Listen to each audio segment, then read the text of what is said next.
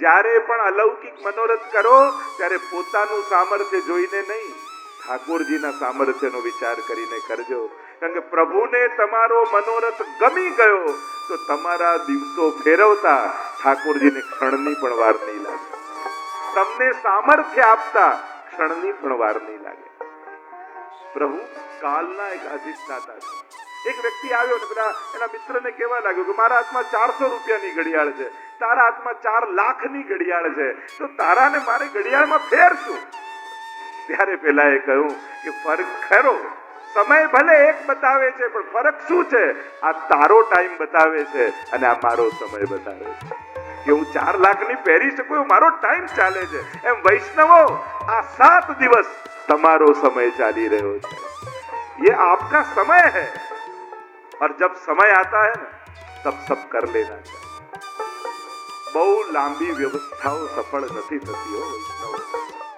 સામે ઊભું હોય ને, કર કો અમૃત છાડ કે કો કરે કાલ की याद. अभी दान लीला के पद गए ना, हाथ में अमृत है, अपने कर को अमृत छाड़ के हाथ में दे दिया, ले अमृत पी ले. અને પેલો પ્લાનિંગ શું કરે છે? ના, સાંજનું જમ્યા પછી શાંતિથી ઘૂંટડો પીસ. અરે કોઈ લઈ જશે, ઢોળાઈ જશે. અવસર બેર બેર નહીં આવે. દેખો, એ સમય મોકા મિલા. અહીંયા જેટલા બેઠા છે એમને કહીશ, અને એ વાત પણ નિશ્ચિત છે, કથામાં જે દિવસે તમે કથા સાંભળો, આજે કયો વાર છે? શનિવાર. આજે શનિવારના દિવસે તમે કથા સાંભળી, તમારા જીવનમાં જેટલા શનિવાર આવ્યા એ દરમિયાન જે કોઈ પણ પાપ કે અપરાધ કે ત્રુટિ કે દોષ થયા, શનિવારના દિવસે કથા સાંભળો તો આજ સુધીના સર્વ શનિવારોના થયેલા દોષો ઠાકોરજી ક્ષમા કરી દે, મુક્ત થઈ ગયા. કાલે રવિવાર, પછી સોમવાર, જે વાર ચૂકી ગયા એ જવાબદારી તમારી. બાકી તો 7 વારની કથા છે. જે દિવસે સાંભળો એ દિવસ પર બધા જ પાપ નિર્મૂળ. અને હું નથી, જો કોઈ ઓરડો 100 વર્ષથી બંધ હોય, અંધારું હોય, હવે 100 વર્ષના અંધારાને દૂર કરવા માટે કેટલો ટાઈમ લાગે? 50 વર્ષ, 10 વર્ષ, 5 વર્ષ, 1 વર્ષ? અરે ના, એક દિવાસળી પ્રગટાવો, 100 વર્ષનું અંધારું સમાન. वैसे ही जन्म जन्मांतर के जो संचित पाप है ना, उनको दूर करने के लिए बहुत समय नहीं लगता. एक बार प्रेम से पुकारा हुआ भगवत नाम, उसमें भी भागवत कथा में जब आप बैठते हो, भगवान को जब सुनते हो, इसका महात्म्य ऐसा है. यहाँ आकर क्षणवार भी कोई जो बैठ गया, जन्म जन्मांतर के पाप समाप्त हो जाते. अज्ञानाद अथवा ज्ञानाद उत्तम श्लोक नाम यत. ये तो अग्नि की तरह है ये कथा. जानकर लकड़ी डालो कि अनजाने पड़ जाए, अग्नि तो जला ही देती है.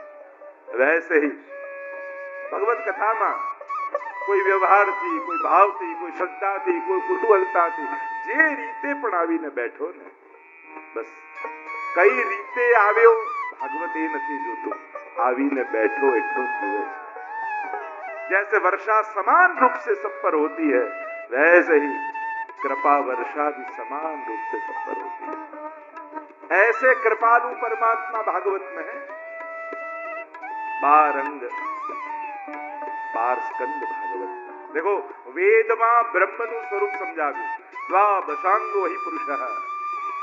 પરમાત્માના 12 અંગ છે. તો શ્રીમદ ભાગવતના 12 સ્કંદ છે. આમાં 12 સ્કંદ, 335 અધ્યાય, 18,000 શ્લોક. આ શ્રીનાથજી બાબાનું વાંગમય રૂપ કહેવાય છે, વાણીમય રૂપ. નાથ દ્વારા જાઓ તો દર્શનીય સ્વરૂપ છે, અને કથામાં આવો તો શ્રવણીય સ્વરૂપ. વાંગમય તો ભગવાન વાંગમય રૂપ કેમ લીધું? તો કે જેવા આસુર એવા અવતાર. હિરણ્યાક્ષને મારવો છે તો ભગવાન વરાહ બની ગયા, હિરણ્યકશિપુને મારવો છે તો નરસિંહ બની ગયા. તો આ વાંગમય રૂપ કેમ લીધો? તો કે અહીંયા અસુર પણ વાંગમય છે, વાણીમય. તો કે કોણ છે અસુર? તો કે પરીક્ષિત મહારાજને લાગેલો શ્રાપ કે 7મા દિવસે મૃત્યુ થશે. તો આ શ્રાપ વાણીમય છે, વાંગમય છે. તો એના માટેનો અવતાર એ શ્રીમદ ભાગવત, એ પણ વાણીમય. વિચિત્રતા એ છે, સતયુગ ત્રેતા એ સમયે અસુરોના નામ પણ મોટા મોટા, એટલા સામર્થ્ય વાળા. તમે કોઈ કથામાં એવું સાંભળ્યું છે એક બિચારો દુબળો પાતળો ગરીબ અસુર હતો? કોઈ કથામાં આપને સુના? એક બિચારો દુબળો પાતળો ગરીબ અસુર હતો. એક ગરીબ બ્રાહ્મણ હતો, સંત હતો, મહાત્મા હતો, આ બધું સાંભળીએ. અસુર તો માટે શું કહે? 10,000 હાથીનું બળ, સોનાની લંકા, આટલી પત્નીઓ, આટલું ધન. हमेशा असुरों को कितना बलवान बताया गया. शास्त्रों में आप देखिए, जब भी असुर की चर्चा आएगी उसको बड़ा बलवान बताया, बહુ બળવાન. આસુરી વૃત્તિઓ બહુ બળવાન હોય છે, ખૂબ બળવાન. જાણવા છતાંય માણસ છોડી નથી શકતો, કઠિન છે. તો સતયુગમાં હિરણ્યકશિપુ, હિરણ્યાક્ષ સૌથી પહેલા પ્રહલાદ હતા, હિરણ્યકશિપુ. પછી ત્રેતા આવ્યું, હિરણ્યાક્ષ. યા પછી રાવણ.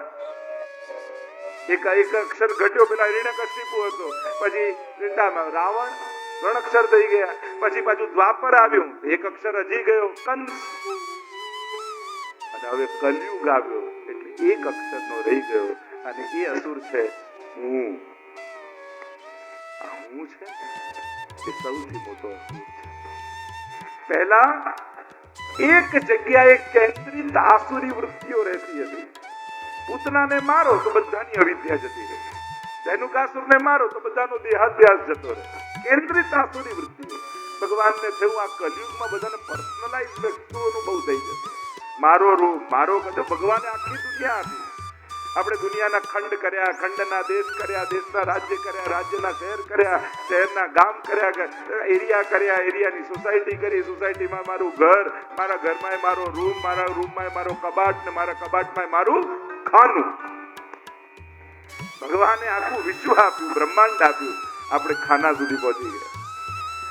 અને કલયુગમાં બધાને વ્યક્તિગત, મારું પર્સનલાઇઝ હોવું જોઈએ, મારું પર્સનલી હોવું જોઈએ. ઇન્ડિવિડ્યુઆલિટી એ જ કલયુગનો સૌથી મોટો રોગ છે. કારણ કે સમાજમાં ગૂંથાયેલો વ્યક્તિ છે, એકલો નથી.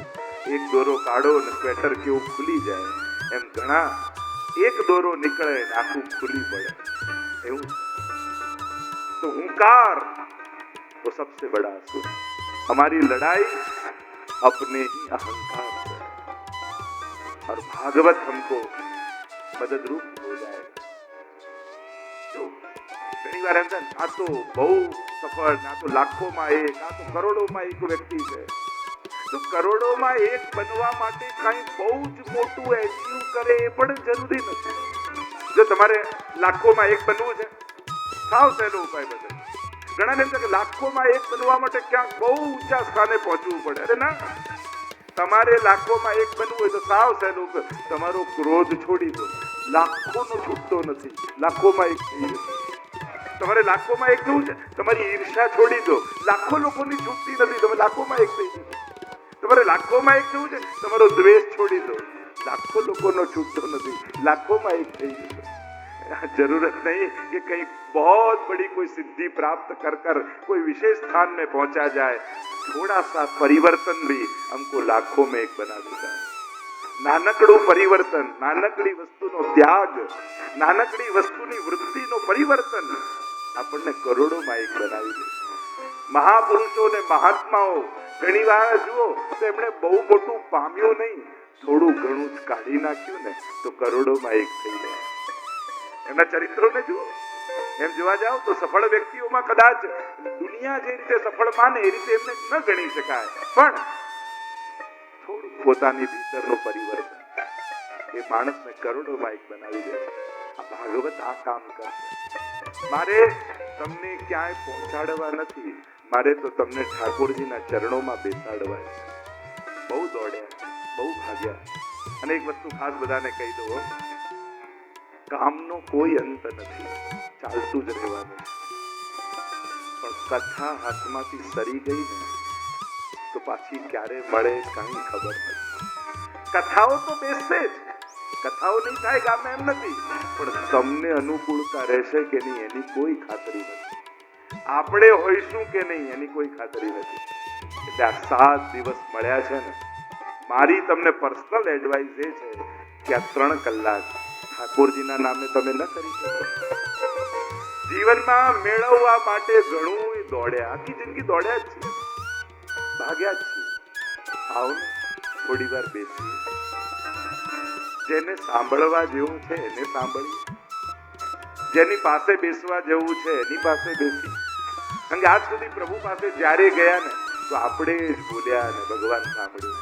અને પાછા લોકો ફરિયાદ, ભગવાન ક્યારે બોલશે અમારી જોડે? ચાન્સ તો આપે તો તૈયાર જ છે, તું મોકો નથી આપતો, અવસર આપ, જરૂર બોલશે, જરૂર થશે. આ 7 દિવસ વક્તા તો નિમિત્ત હોય છે, ભગવાન બોલતા હોય છે અને તમારી હૃદયમાં રહેલો વૈષ્ણવ સાંભળતો હોય છે. આ બંનેનો અનાદિ સંવાદ છે. આ ભગવાનને સમજવાનો અવસર છે. જેને પગે લાગવા માટે 2 કલાક લાઈનોમાં ઉભા રહો છો, એને સમજવા માટે 1 કલાકે નથી કાઢતા આપણે. અને જો ભગવાનને સમજ્યા નહીં ને તો જીવનની કોઈ પણ નાની મોટી ઘટના એના માટે આપણને અભાવ લાવી દે.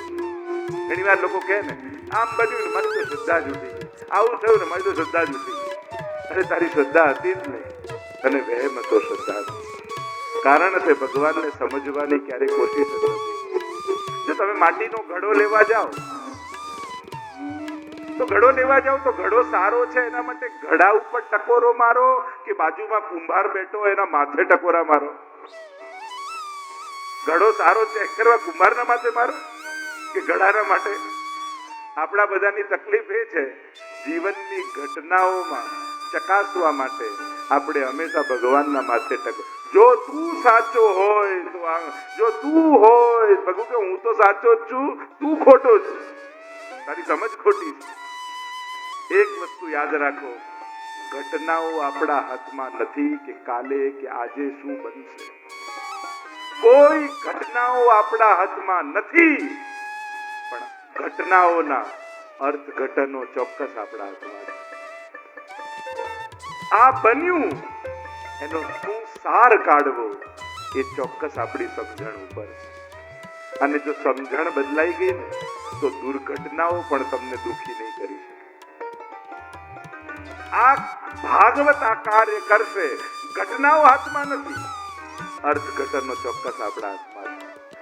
ભાગવત 7 દિવસ સાંભળશો તો જીવનના બનતી ઘટનાઓના અર્થઘટનો કરવાનો દૃષ્ટિકોણ તમારો ચોક્કસ બદલાઈ જશે. અને મેં તો દુનિયાભરમાં જોયું, વિશ્વભરની આ યાત્રાઓમાં, જો હમણાં અમારા 50 વર્ષ નિમિત્તે સુવર્ણ જયંતિ વર્ષ આ વર્ષે લાગ્યું, એટલે વિશ્વના 50 દેશોમાં પૃથ્વી પરિક્રમા મહોત્સવની ઉજવણી થઈ રહી છે. પહેલી વાર વૈષ્ણવ ધર્મના ઇતિહાસમાં 500 વર્ષના આ પહેલો એવો પ્રસંગ છે કે વિશ્વના 50 દેશોમાં ઉજવાઈ રહ્યો છે. અને હમણાં 5 દેશ થઈને હું આવ્યો છું, અને હવે આના પછી 6થો દેશ ઓસ્ટ્રેલિયા તરફ જશે. અને પ્રાઉડ ટુ બી અ વૈષ્ણવનું કેમ્પેઇન ચાલી રહ્યું છે. દરેકની ભીતર વૈષ્ણવ હોવાનું ગૌરવ પેદા થાય, એના માટેના એક પ્રયાસો થઈ રહ્યા છે. અને આ 2 વર્ષ દરમિયાન 50 દેશોની આ મહાયાત્રા થઈ રહી છે. વિશ્વ પરિભ્રમણ ચાલી રહ્યું. એમ તો દર વર્ષે ભગવત કૃપાથી પૂરા વિશ્વની પરિક્રમા થાય છે. કેટલા અનુભવો હું જોઉં છું. યુવાનોની જે ચેતના જાગી છે, જે રીતે કાર્યો થઈ રહ્યા છે. અને ભગવત કૃપાથી આપણી પહેલી એવી સંસ્થા છે કે વિશ્વના 5 ખંડોમાં આપણે શ્રીનાથજી બાવાની હવેલીઓની સ્થાપના કરી છે. અને એક નવો સંકલ્પ લીધો છે હમણાં. આ 50 દેશોની યાત્રામાં જે કાંઈ પણ સેવા આવશે એ બધી જ સેવા દ્વારા પહેલું પુષ્ટિ માર્ગના ઇતિહાસમાં અને ગુજરાતને ગૌરવ મળે એવું શ્રી વલ્લભાચાર્ય ઇન્ટરનેશનલ ગર્લ્સ સ્કૂલનું નિર્માણ અમદાવાદ ખાતે કરવા જઈ રહ્યા છે. કારણ કે આટલા મોટા ગુજરાતમાં એક ઇન્ટરનેશનલ સ્ટાન્ડર્ડની કોઈ ગર્લ્સ સ્કૂલ કહી શકાય એનું બહુ એક અભાવ લાગે. અમદાવાદ આટલું મોટું છે પણ એકમાત્ર ગર્લ્સ સ્કૂલ, એ પણ એક કન્વર્ઝન માટે ચાલતું હોય એવું લાગે. કોઈ ગર્લ્સ સ્કૂલ જ સારા સ્ટાન્ડર્ડની નથી કે જે ઇન્ટરનેશનલ સ્ટાન્ડર્ડની હોય. અને એવો એક સંકલ્પ મનમાં થયો કે આ 2 વર્ષ દરમિયાન આ પૃથ્વી પરિક્રમા મહોત્સવ નિમિત્તે વલ્લભાચાર્યજીના નામથી એક ઇન્ટરનેશનલ સ્ટાન્ડર્ડની ગર્લ્સ સ્કૂલ સમાજને આપણે અર્પણ કરી, જેથી મહાપ્રભુજીનું નામ દ્વારા કન્યા કેળવણીનું એક આ મહાયજ્ઞ ગુજરાતમાં આયોજન થાય એના માટેનો એક પ્રકલ્પ લીધો છે. તો એમાં પણ આપ લોકોને આહ્વાન કરીશ, જે રીતે જ આપ જોડાવા માંગતા હો તો આપણે સમાજના કાર્યો ચાલી રહ્યા છે અને આ બધી પ્રેરણા ક્યાંકથી મળતી હોય તો આ શ્રીમદ ભાગવત 12 સ્કંદ 335 અધ્યાય અને 18,000 શ્લોકોમાં શ્રીનાથજીનું વાંગ મહેરું. મહાપ્રભુજી તો સમાનતા કરે છે ભાગવતની સાથે શ્રીનાથજી. પહેલા 2 સ્કંદ શ્રીનાથજીના બંને ચરણારવિંદ, ત્રીજો ને ચોથો સ્કંદ બંને બાહુ, પાંચમો ને છઠ્ઠો સ્કંદ બંને જંઘાઓ, સપ્તમ સ્કંદ શ્રીનાથજીનો મુષ્ટિકા વાળો હસ્ત, આમ હાથ છે ને શ્રીનાથજીનો, આઠમો ને નવમો સ્કંદ બંને વક્ષસ્થલ, દશમ સ્કંદ એ હૃદય, એકાદશ સ્કંદ એ મસ્તક અને 12મો સ્કંદ શ્રીનાથજી બાબાનો ઊંચો ઉઠેલો હાથ, જેનાથી શ્રીનાથજી બાબા પોતાની શરણે બોલાવ્યો છે ને જીવને, આવ આવ આવ. અને જીવ જ્યારે આમંત્રણ જુએ કે નિકુંજના દ્વાર ઉપર શ્રીનાથજીના સ્વરૂપની શું ભાવના છે, એ કેવલ ગોવર્ધન ધારી નથી, એની મૂળ ભાવના એ છે આપણે ત્યાં ગિરિરાજ ધારણનું સ્વરૂપ એ ગોકુલનાથજીનું. શ્રીનાથજી બાબાના સ્વરૂપની ભાવના એ છે કે પોતાના નિકુંજના દ્વાર ઉપર ઉભા રહી એ નિકુંજ નાયક શ્રીનાથજી જે લીલાથી વિકુટા પડેલા દૈવી જીવો ભૂતલ પર છે એને નિકુંજના દ્વાર ઉપર ઉભા રહી અને પોતાની નિકુંજમાં આમંત્રણ આપી રહ્યા છે શ્રીનાથજી બાબા કે આવો આવો આવો. અને જીવ જ્યારે ઊંચો ઉઠેલો હાથ જુએ અને દોડતો ભાગતો શ્રીનાથજીના શરણે આવી શ્રીનાથજીના ચરણમાં પડે. એટલે શ્રીનાથજીની દ્રષ્ટિ જુઓ, આમ કટાક્ષ છે, નીચે જુએ છે. શ્રીનાથજી સામે નથી જોતા, નીચે જોઈ રહ્યા. ચરણમાં જે જીવ પડ્યો છે ને એની તરફ દ્રષ્ટિ છે શ્રીનાથજી. અને શરણમાં આવે, તમે નાથદ્વારા જાઓ તો તમને કયો પ્રસાદ મળે? શ્રીનાથજી શું આપે? તો કે ઠોર. આપણે કે ઠોર પ્રસાદ ના. શ્રીનાથજીનું પ્રસિદ્ધ છે ઠોર. બ્રજ ભાષામાં ઠોરનો અર્થ શું થાય? સ્થાન. યાહી ઠોર દીજો, એમ કેમ બ્રજ ભાષા યાહી ઠોર રહીયો. ઠોર એટલે સ્થાન.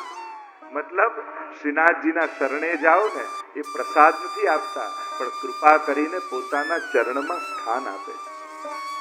અને શ્રીનાથજીનો જમણો હાથ આ મુઠ્ઠી વાળો છે ને, તો ભાવના એ બતાવી કે જે ચરણમાં આવ્યો ને શ્રીનાથજી બાબા એના હૃદયને પોતાની મુઠ્ઠીમાં બંધ કરી લે કે હવે તું મારો થઈ ગયો. મુષ્ટિકામાં ભરી લે અને અંગૂઠો બહાર છે, અને અંગૂઠો બહાર રાખે છે શેના માટે? કે માયાને અંગૂઠો બતાવે છે કે હવે આ જીવ મારો થઈ ગયો, તારા કામનો રહ્યો નથી.